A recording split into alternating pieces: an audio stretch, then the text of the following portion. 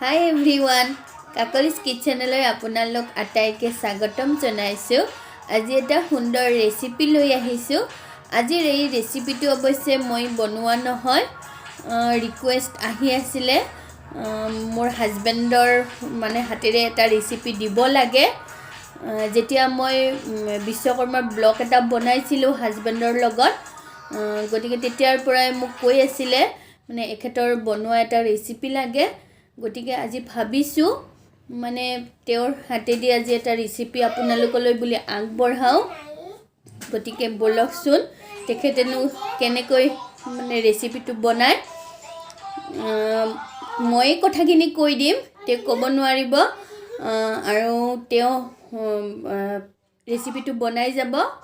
এতিয়া বলক, তেওঁ আজি ফুলকবি কণী আলুৰ দম বনাব। গতিকে বলক উপভোগ কৰোঁ আমি আটাইয়ে। এয়া ফুলকবি কণী আলুৰ দমৰ বাবে আলু ফুলকবি ৰেডি কৰি আছে ফাৰ্ষ্ট টাইম, আৰু এখেতক দেখাই লৈছোঁ, গোটেইখিনি তেওঁৱে কৰিব। হাঁহিটো এটলিষ্ট দিলে বাৰু।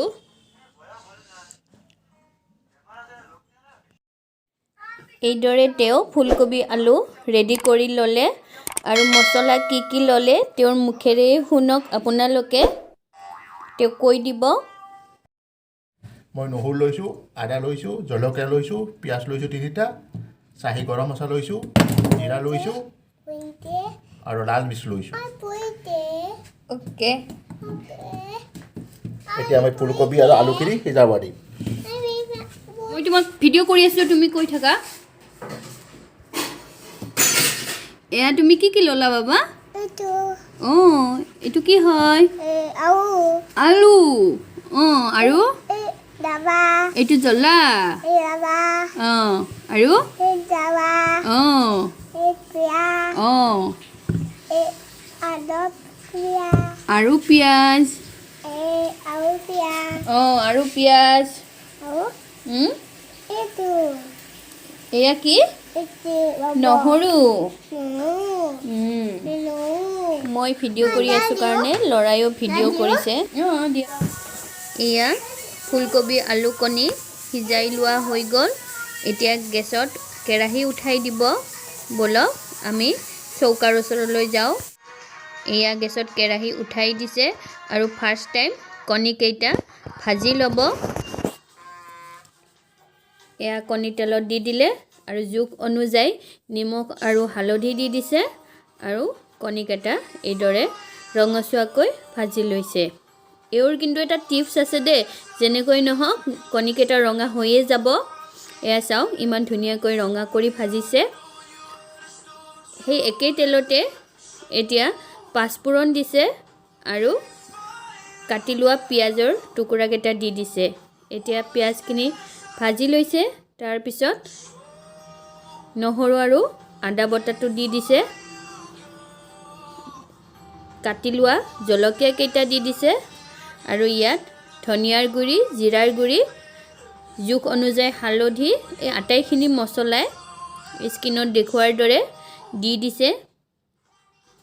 এইখিনি ভজা হৈ যোৱাত ইয়াত ফুলকবিখিনি দি দিছে, লগতে আলুও এতিয়া এইখিনি লৰাই দিব।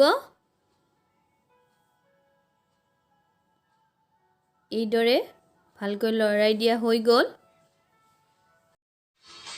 এইদৰে ফুলকবি আলু মছলাখিনিৰ লগত ভালদৰে ভাজি ল'লে আৰু এতিয়া ইয়াত অকণমান স্পেচ ওলাই লৈছে আৰু তাত সৰিয়হৰ তেল দি লৈছে।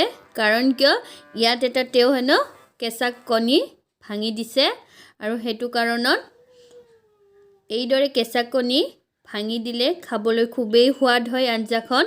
আপোনালোকেও খাই চাবচোন, খুব ভাল লাগে। এইদৰে কণী এটা ভাঙি দিলে আৰু কিছু সময় পুনৰ ভাজি লৈছে।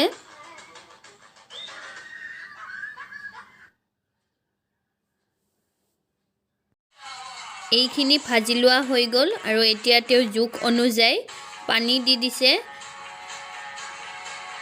ইয়াত আৰু দ্বিতীয়বাৰ পানী দিয়াৰ প্ৰয়োজন নাই, আলু আৰু ফুলকবিটো সিদ্ধ কৰি লোৱাই হৈছিলে গতিকে একেবাৰে ইয়াত পানী দি দিছে তেওঁ আৰু এতিয়া ঢাকনিখন লগাই দি 15 মিনিটৰ কাৰণে উতলিবলৈ দিছে এয়া আঞ্জাখন উতলি আহিছে এতিয়া ইয়াত ভাজি লোৱা কণী কেইটা দি দিব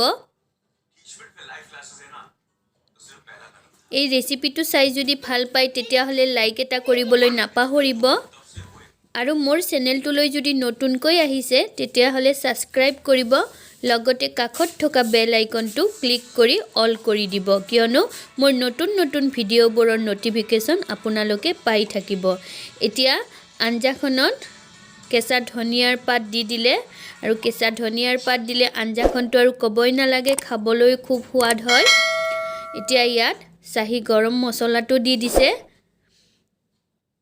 এয়া আমাৰ আঞ্জাখন প্ৰায় হৈয়ে আহিছে